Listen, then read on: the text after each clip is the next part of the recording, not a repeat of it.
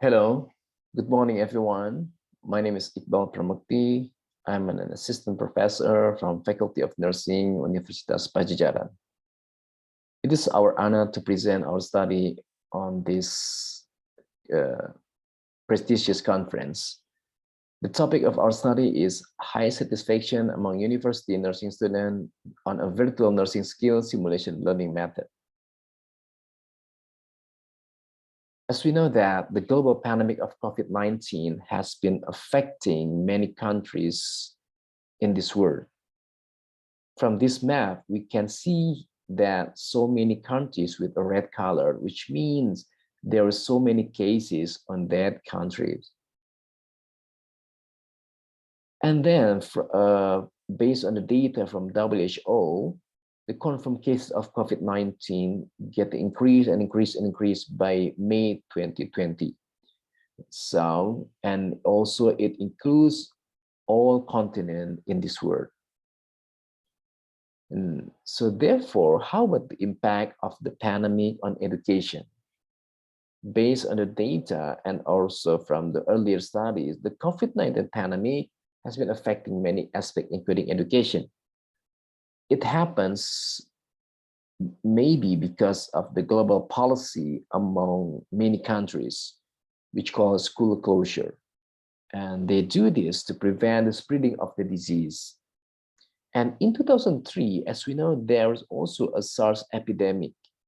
A study stated that many students had been halted due to this outbreak, which causing school closure. And there were studies on learning method during the pandemic. The first is from Abdelaziz in 2011. And the study is to evaluate the e-learning program versus traditional lecture instruction for undergraduate nursing students. They found the school closure had impacted on nursing education system. So therefore, they recommend the blended learning was recommended by this study. And another study is from our earlier study. This is my study together with Dr. Rahayu and Dr. Susanti. And this is a systematic review of the effectiveness of teleeducation for health field university students as a learning method to the COVID-19 pandemic. And we found that the positive effect of various teleeducation on academic performance among health field university students. And about the studies on virtual skill simulation laboratory, the first is from Furlis et al. In 2002. They found the virtual endoscopy simulator was capable to identify the difference between beginner and expert in gastrointestinal endoscopy. Another study from Watari et al. Found the use of virtual patient simulation was effective among around 169 medical students to improve their students' clinical performance on knowledge and clinical reasoning. So based on this, we found that the earlier studies mostly focus on the impact on academic performance and to compare the online and offline method. Meanwhile, there is a lack of evidence on nursing student satisfaction. So therefore, our studies aim to investigate nursing student satisfaction on the use of virtual skill simulator during the fundamental nursing course, and to compare the student satisfaction among the second, third, and fourth grade students. The method that we use is the design was cross-sectional study, and the time period during October 2021, and we include all university nursing students who completed the fundamental nursing course. About the sample size based on the G-power analysis with alpha error 0.05 and power of 0.9, and sample size that we have reached is 110 samples. Since the student's location, so there are two locations of the student. There are in the rural and urban areas, so that we use the proportional cluster random sampling. But the instrument that we use is the Indonesian version of Jeffrey's Learning Satisfaction Questionnaire.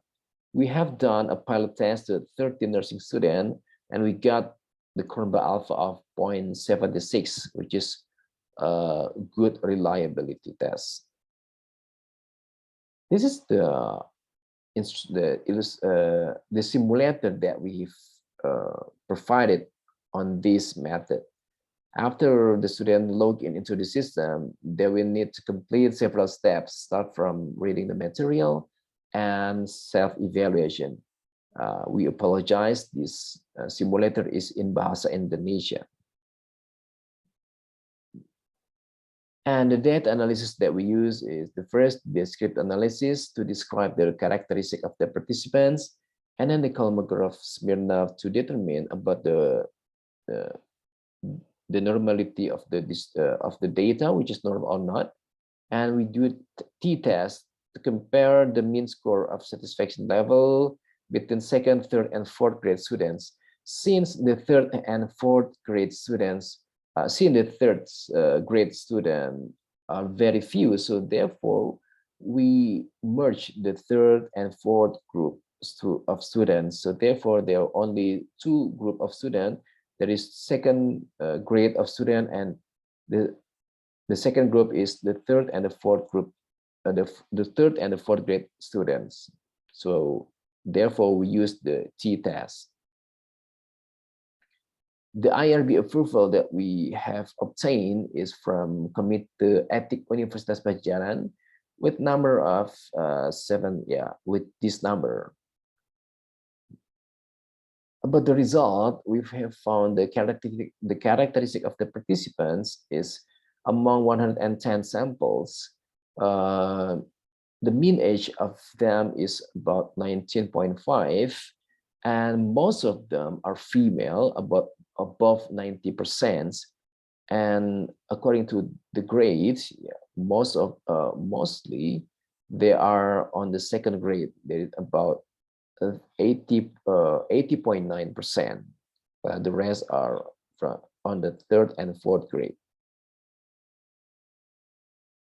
And about the student satisfaction, according to the characteristic, is here. Overall, most of them are in high satisfaction.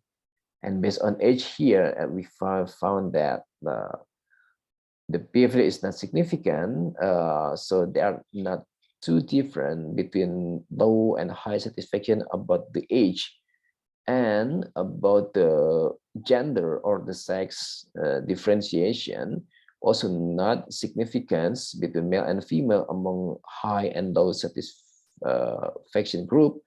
But for the grades, we have found here that there is significance data. We have found that is the fourth grade student are all of them are high satisfied, and while second grade about 98.9% are in high satisfaction, and on the third grade about 75% are on high satisfaction level. And we do subgroup comparison of satisfaction. We compare these two groups. The first group is second grade, and the second group is the third and fourth grade. We have found, however, this comparison is not significant, with the t-test of minus 0.36 and 366, with the p-value is 0.7715. And even though not significant, we have found that the second group have a higher mean of satisfaction level compared to second grade. So based on this finding, our summary highlight the high prevalence of high satisfied nursing students on using virtual nursing skill simulation. And so it may be due to the new experience in attending laboratory class. Earlier study by Bloom et al. In 2003 found also there was a high satisfaction among student experience with high technology assisted learning. So that's why, because on this, in our study, in our student, the student has just experienced um, this method, which is this is their first experience. So might be they have the first impression. And also our study also revealed a high number of studies showing a higher satisfaction level among fourth grade nursing students compared to other group. So this finding was higher than earlier systematic review, which is reporting only 1/6 of studies with higher satisfaction. So there's some limitation on our study. The lack of male students involved. It may be due to the high proportion of female nursing students in the university level. However, the new learning method used may overcome the finding. So further study in investigating the effectiveness of virtual nursing skill simulator on student academic performance may be needed. And our conclusion is our finding highlight the impact of length of study on satisfaction level among university nursing students was important. So the study suggested that using a virtual nursing skill simulator may be started from the most senior student. So that's all from our presentation. Thank you and have a good day.